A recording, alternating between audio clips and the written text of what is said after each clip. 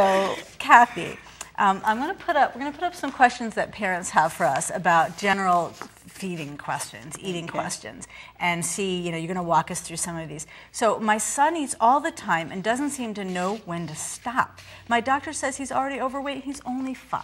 So that's one kind of issue. Another is my daughter, 4 years old, refuses to eat much at all. The opposite extreme. What do I do? Is it worth fighting about? Will she grow anyway? And then the last one, this is very common, 2 foods, that's all my kid will eat. Mac and cheese and mashed potatoes, the white and yellow foods. She's 3, does it really matter whether or not she eats a variety? So Kathy, these are the kinds of questions that all of us parents of young kids have. And so can we just kind of throw it open to you to say, how do we think in a healthy way about healthy eating? Okay, well, just to relax, these are very common issues that just about all parents have, that at moments the child will not eat, or at moments they want to eat more than you want them to eat, or at moments that you feel like they only eat 1 or 2 foods. And I'm sure the child eats a much more variety, but it's because we don't have to struggle about mac and cheese and mashed potatoes, so that's why we feel like the child only eats 1 or 2 foods. But we can offer a variety. And so one of the things that you want to keep in mind is, let's not battle over food. No struggles. Your role as a parent is to offer a variety of foods and sit with the child and model healthy behaviors in eating a variety of foods, incorporating fruits and vegetables, lots of colorful foods, and really making mealtime fun.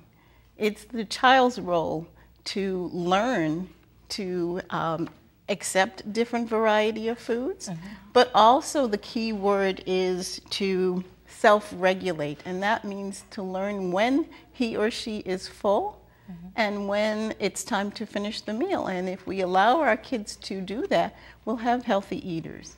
And offering a variety of foods, it takes time. You do have to continually offer a variety of foods, usually 10 or 12 times, before that really becomes the norm and accepted. So let me go back to something you just said about self-regulation, because it's one of those fancy terms that sometimes on a show like this we would try not to use, but I actually think it's great that you do, because it's something I've been learning a lot about, both as a mom and through my work, that what we're trying to do is give kids some skills and gifts for a lifetime. Exactly. So when we talked about sleep a bunch of different times, we talked about parents can't force kids to sleep, but we can set up an environment and a routine and take away the strain of it, and kids will then eventually learn to have that gift of being able to put themselves to sleep.